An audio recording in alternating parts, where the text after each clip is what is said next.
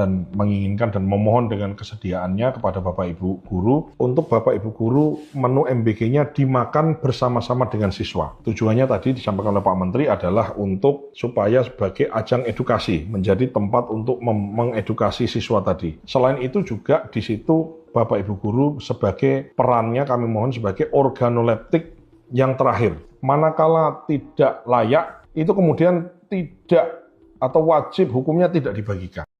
Kejadian keracunan yang dialami ratusan siswa di Brastagi, Kabupaten Karo, Provinsi Sumatera Utara, biarlah ini menjadi kejadian yang terakhir.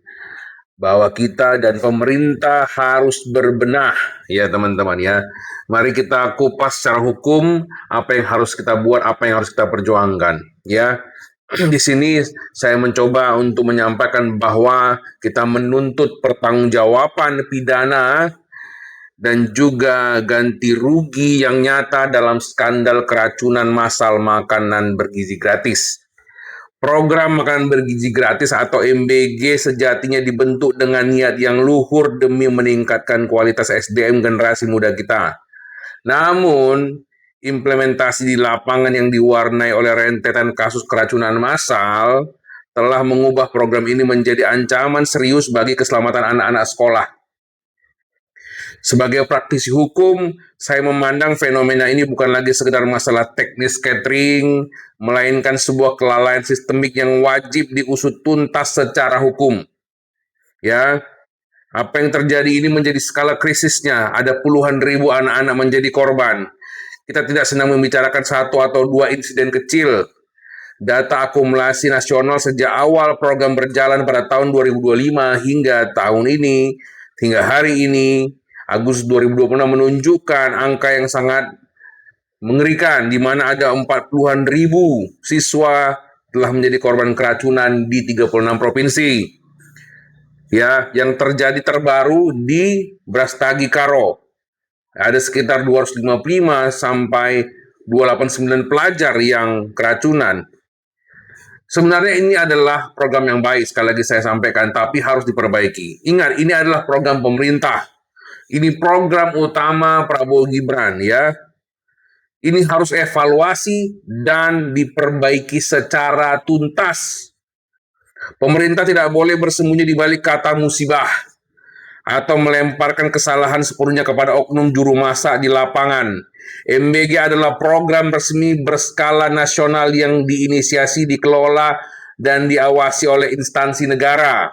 Segala bentuk kegagalan dalam rantai pasok, higienitas, sanitasi, hingga standarisasi SPPG adalah tanggung jawab penuh pemerintah.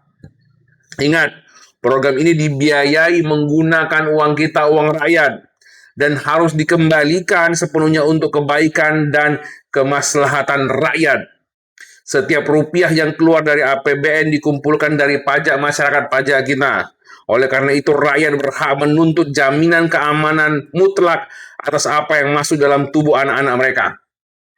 Pemerintah wajib melakukan evaluasi total dan perbaikan mendasar secara menyeluruh terhadap seluruh ekosistem distribusi makanan tanpa kecuali. Ya, jangan hanya tutup dapur, ya, seret ke ranah pidana dan tuntut ganti rugi. Ya, tindakan administratif dari Badan Gizi Nasional yang mencopot kepala SPPG Karo dan menyegel dapur operasional di lapangan memang sudah sepatutnya dilakukan, wajar.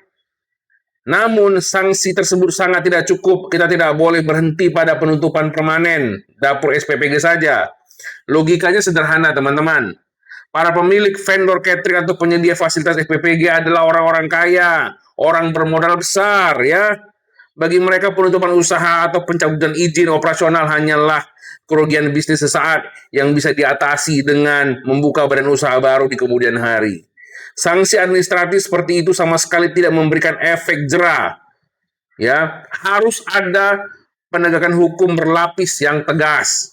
Saran saya, yang pertama, sanksi pidana tegas. Aparat penegak hukum harus menerapkan Undang-Undang Nomor 1 Tahun 2023 tentang KUHP yang baru, ya. Kita bisa di pasal 475 ayat 2, di mana kealpaan yang menyebabkan orang lain jatuh sakit. Yang kedua, tuntut ganti rugi perdata berdasarkan pasal 1365 perbuatan melawan hukum, ya.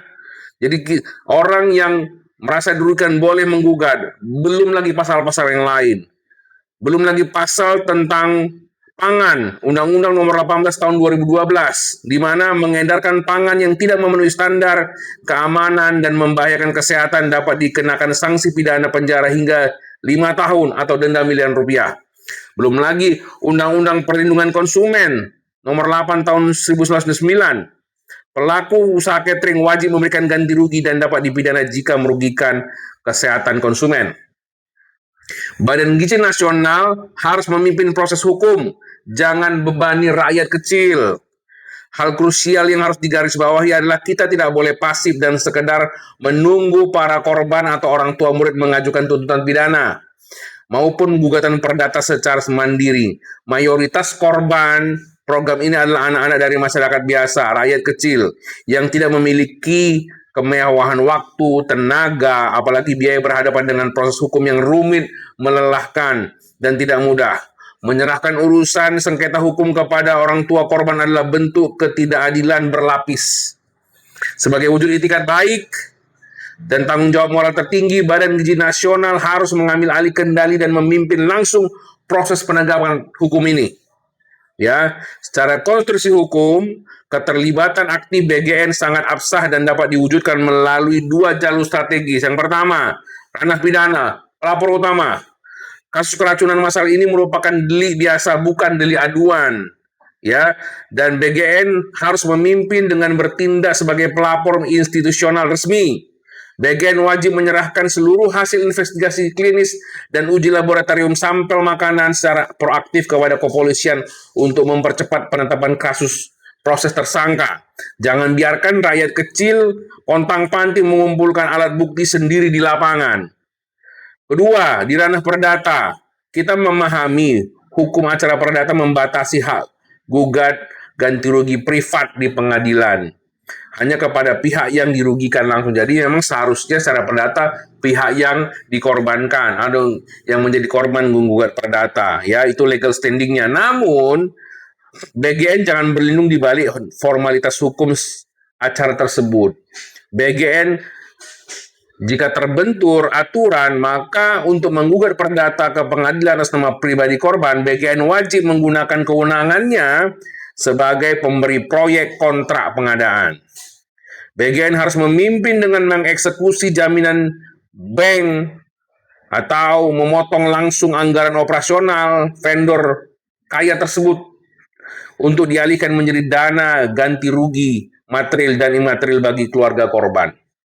Negara harus memotong rantai birokrasi pengadilan yang mahal demi kepastian rakyat, hak rakyat kecil. Tips dalam praktik mitigasi, ya. Bagaimana protokol food tester sebelum serah terima, ya. Sebagai langkah preventif konkret di sekolah, selama ini pemerintah menyarankan agar guru ikut makan bersama murid sebagai bentuk pengujian. Mekanisme ini keliru dan berisiko mengorbankan tenaga pendidik kita. Nanti kena lagi gurunya. Kan begitu. Saya memberikan tips dan rekomendasi taktis bagaimana jangan korbankan guru atau murid untuk menjadi penguji kelayakan makanan. Protokol yang benar adalah mewajibkan petugas pengantar makanan dari pihak vendor SPPG untuk menjadi food tester, mencicipi makanan, memakan makanan terlebih dahulu sebelum diserah terima kepada pihak sekolah. Sebelum proses serah terima, mereka harus makan dulu. Jika dalam waktu 15 sampai 30 menit pasca pencicipan oleh petugas pengantar tidak ditemukan indikasi rasa getir, gatal, mual, atau gejala aneh lainnya, barulah pihak sekolah menandatangani berita acara serah terima makanan tersebut dan boleh dibagikan langsung kepada siswa.